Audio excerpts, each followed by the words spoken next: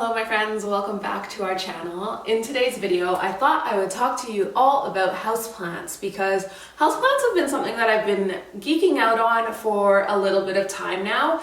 But I very quickly noticed that I was just buying plants, especially if I was seeing them on Instagram, but then I would bring them to the house and I felt like they didn't really go together. Some of them were tropical, some of them were, I don't even know, like this one, I still don't even know what it is. And then there's this one, and I just felt like I had no rhyme or reason to what I was bringing into the house. And then back in the spring, one of my clients, she has a flower shop and she had some orchids and they had broken, and so she wasn't, like the container had broken and she wasn't able to sell them. So she was like, do you want to take these home? And at that moment in time, I was watching Jennifer L. Scott's YouTube channel, The Daily Connoisseur, and she was obsessed with orchids. And I had never really given them a second looking. And then I was like, you know what? I've got these orchids now, may as well look into it.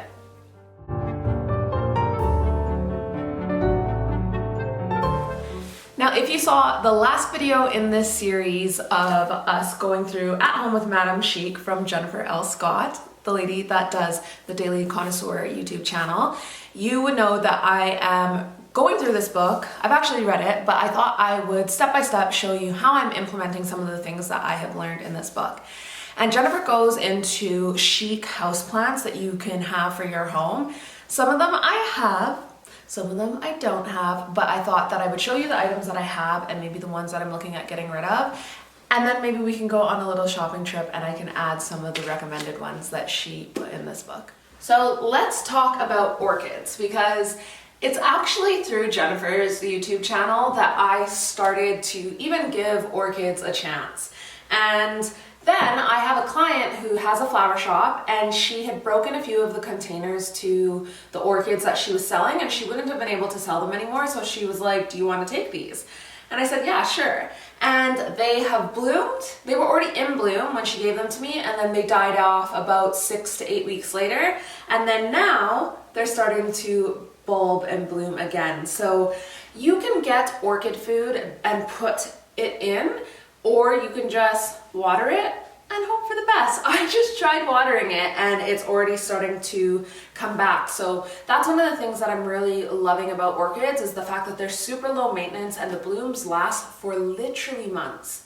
And because of that, I also learned from one of my friends, Maria, who has a niche perfumery here in Bristol. She was saying that orchids represent immortality because of how the blooms last for so long. So as a woman that is starting to age a little bit, I absolutely loved that concept.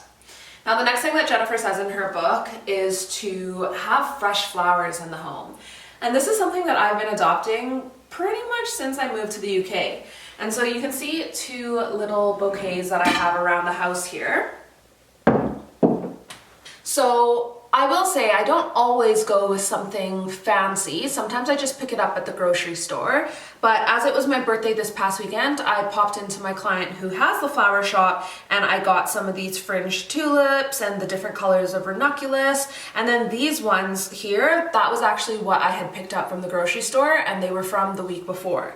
So I absolutely love having fresh florals in the house, but this was just two bunches. The ranunculus came in one bunch and then the tulips came in another bunch, and I just separated them, and now I keep this one on the kitchen table, this one is by the front door, and then I have a little bulb vase that is upstairs in my room. And I just think that there's no better way to really elevate the space than fresh flowers. Now, something that is super new to me is, I think it's called bulb forcing bulbs, bulb forcing. But it's basically where in the winter you put some soil in a pot inside with a bulb and you grow them inside.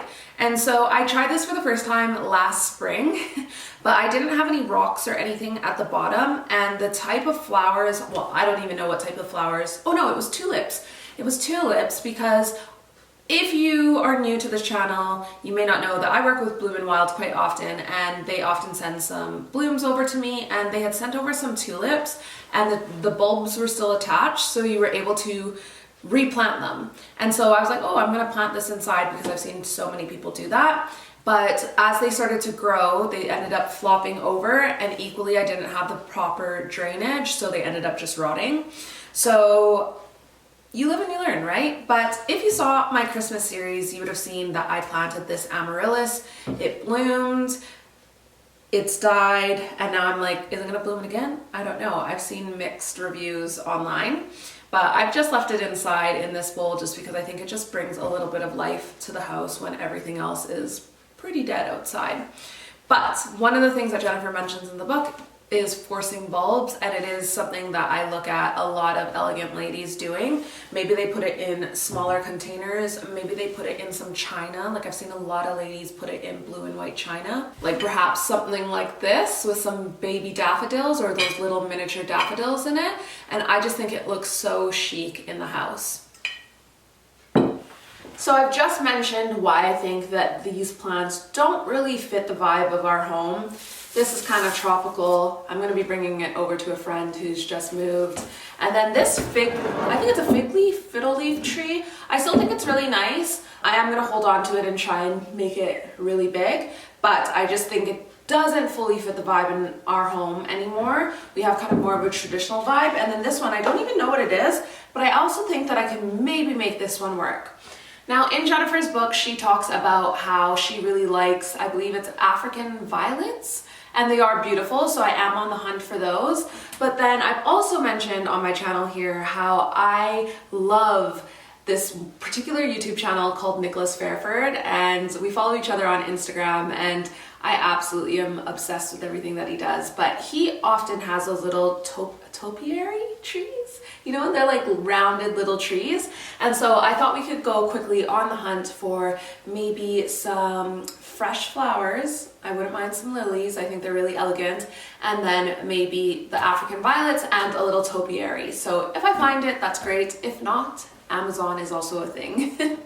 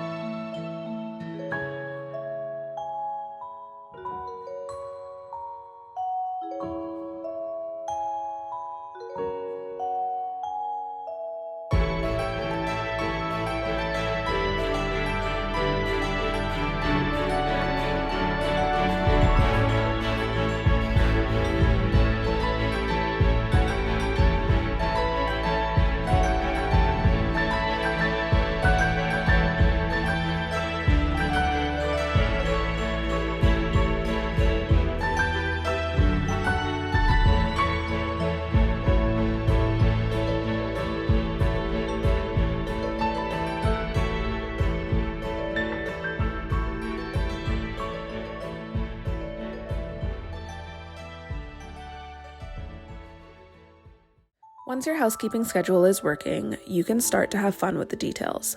Your home is an art exhibit, and you are the curator. It reflects your personality and your style. When you get dressed in the morning, you choose little things like an earring and the shoes to complete your outfit. In your home, you get to decide everything from how you'd like your towels to be folded to how you'd like to make your bed. Some people might say, I don't have the time to think about such insignificant things, but I actually believe if you decide how you want these tasks to be done and stick with it, you can save yourself time in the long run and create an aesthetically pleasing environment to live in. This is where simple pleasures are born. It's the small things that can bring so much joy into your day. You will never feel bored or restless when doing housework if you take pleasure and pride in the details of how it's done. These details are also key to making you the connoisseur of your own home. You will know your home so intimately and derive so much pleasure from it that you will become the expert on your home life. Your family will remember you for these details. Long after children are grown and out of the house, they will appreciate those details that you took such care with. And when they're running their own homes, they will remember that and want to create lasting impressions of their own for their families.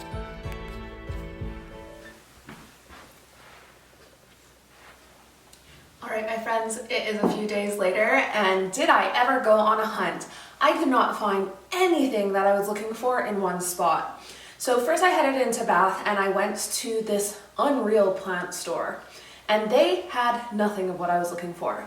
When I got in there, I quickly saw that they weren't gonna have like flowers, they mainly had plants. And I totally thought I would at least find the fern there, did not. So then we looked it up online and we went into Waitrose because they said that Waitrose had the African violets. Waitrose did not have the African violets. Albeit, we did go into the Waitrose in the middle of Bath. It is a smaller Waitrose, and then coming back home through Keynsham, if you're familiar with the area, there's a massive Waitrose. We should have gone in there. I bet you I would have found the African violets there. Nonetheless, I looked online again and I saw that B&Q had ferns. So this little concoction is looking quite different from when you last saw it. I took that old amaryllis bulb out and I've just put it in a closet for now because I do think that I need to put it in the cold and then I can plant it again next Christmas time and it will bloom again. From what I understand, I'm going to experiment. Nonetheless, I put 4 orchids in here, and I've seen tons of people do this, and actually one of my clients, just yesterday I believe it was, I saw on Instagram, his florist brought in basically a huge version of this. It's just all the orchids were already blooming. So I can't wait for these to bloom. 2 of them have started sprouting already. The other ones have not, so hopefully they bloom kind of at the same time. Now, this was another thing that I told you I was on the hunt for. It's gonna look so beautiful just behind me. I couldn't find this anywhere. And then I was doing my grocery shop in Aldi and I came across it, like it was the last one in the checkout. And I think it's rosemary? No, I got it here. It's potted thyme. And I just think it looks so pretty. It's drying out quite fast. So I don't think that spritzing it with this, I picked this up recently as well. It was just a couple of pounds on Amazon. I don't think spritzing it with this is really doing anything. I think I need to give it a good dousing. And then last but not least, as I got rid of that amaryllis, I wanted to bring in some type of fresh, blooming, growing plants. And this is just 6 pounds from Waitrose. And so this is hyacinth and it's the blue trio. And I can start to see that the bulbs are already starting to peek through. Hyacinth is one of my favorite flowers. I never knew the name of it. And now that I do, I can't get enough of it. Now, my friends, I'm still waiting on the African violets. I did have to go to Amazon for that. I know, boo. I couldn't find it anywhere, and be it that we had gone to a few spots to get it, I needed to be a little bit more proactive with my time. So I will overlay a clip showing it to you when it gets in here, but I don't have it here to show it to you right now. So what do you think? Do you think that there is such thing as a chic houseplant, or do you think that it's just your personal style at the end of the day? I would love to know in the comments. Thanks for watching.